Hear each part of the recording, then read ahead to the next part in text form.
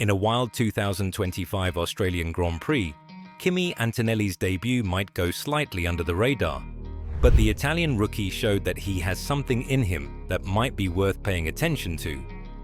Out of all the rookies on Sunday, the 18-year-old finished P4, but there was something more to him that meets the eye that, if developed, can turn out to be great. Antonelli's error in qualifying, which left him 16th on the grid, is a question of degree. He wasn't as far over the turn 6 curb as many other drivers, but the combination of strike angle and the presence of gravel deposited by other cars taking bigger liberties damaged his W16's floor.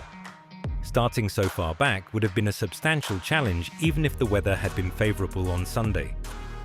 As it was, Antonelli was facing only his second experience of driving an F1 car in the wet, the first having been a brief excursion in the 2021 Mercedes at the Red Bull Ring last April, where snow brought the day to an early conclusion. So this was his first time in a ground effect F1 car and on current generation intermediate tyres. Antonelli's debut wasn't flawless, but given the changing conditions, warm Friday, hot Saturday, and rainy Sunday, it was never going to be. He damaged his floor in qualifying, missing Q2 by 0.09 seconds, but the wet race provided opportunities. As other rookies retired, only he and Behrman remained. Behrman struggled, crashing twice and finishing 14th, while Antonelli impressed, recovering from a spin to secure 4th. The Australian Grand Prix was not just any race, it was the season opener for Formula One, and it came with its fair share of drama. Rain-soaked laps kept drivers on their toes as they constantly adapted their strategies. Notably, Antonelli's drive was characterized by resilience and skill, as he took advantage of the mistakes made by others on the track. "I think today we got all the worst possible conditions for our first race," Antonelli said. "I mean, we've got wet, slicks on damp, slicks on wet, and then back to wet. Of course, I made a couple of mistakes, especially the spin, but the conditions were super tricky. I mean, also those white painted lines were a killer, but yeah, really happy." Starting from 16th on the grid, Antonelli quickly showcased his ability to climb through the field, making the most of others' misfortunes, particularly in challenging weather conditions. Several competitors struggled, including Isaac Hadjar, who crashed before completing the formation lap. By the race's end, Antonelli was one of the few rookies to secure a strong finish, alongside Haas driver Oliver Behrman. Antonelli did admit that the strategy wasn't his call. He wanted to stay out on slicks for one more lap when the rain fell late on, as it was only wet in Sector 3. But he was relieved that Mercedes erred on the safer side. He temporarily lost his 4th place on debut behind teammate George Russell, who Antonelli joined to congratulate in Parc Ferme, via a 5-second penalty for an unsafe release in the pits.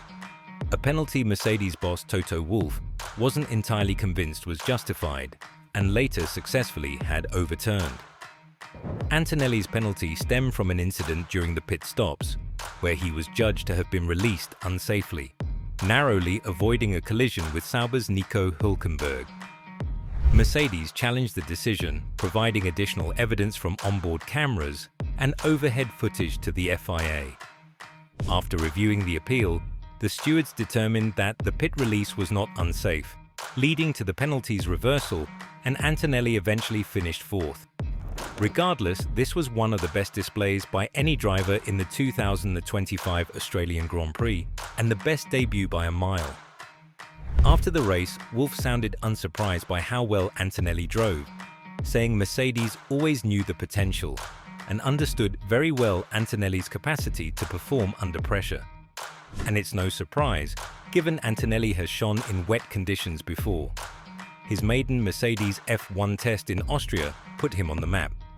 His speed in the rain turned heads, but his maturity and humility were also underlined by that run in April 2024.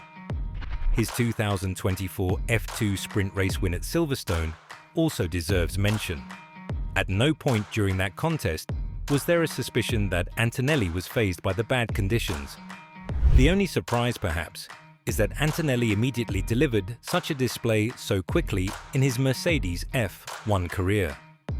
George Russell, Antonelli's teammate, also secured himself a podium finish, coming home third. He described the race as one of survival, stating, "It was a race of survival really. To come home P3 was good results, an amazing job by Kimi as well. To bring the car home on P4, great effort." This combined success provided Mercedes with strong points to kick off their season, showcasing both drivers' skills under pressure. While others faltered amid the rain, Antonelli's ability to maintain focus and manage his vehicle's performance demonstrated his potential as not just another rookie, but as a formidable competitor. Wolff underscored this sentiment, noting how significant this race was for Antonelli's career, saying, "He kept his cool, and yeah, it was just very impressive to see, and it shows he has a good future, as long as the driving stays on this positive path." Aside from McLaren, who look very good, Mercedes the best weekend of any team.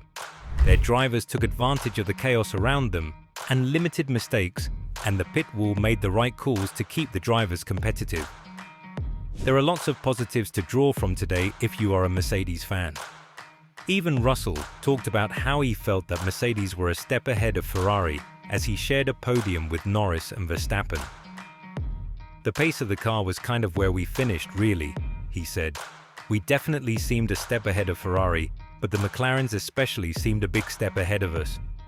Asked later on in the post-race press conference what had been key to finishing on the podium, Russell added, "It was just staying out of trouble.